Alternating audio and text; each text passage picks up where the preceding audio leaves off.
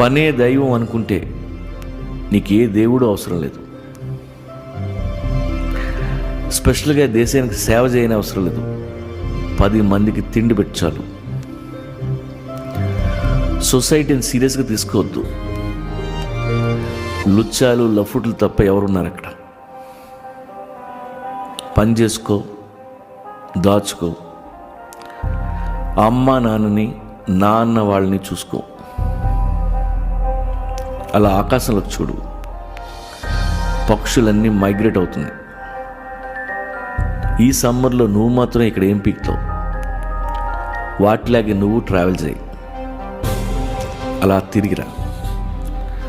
బోల్డ్ ఎంత ప్రపంచం ఉంది. ఎన్నో చూడొచ్చు, ఎందరినో కలవచ్చు.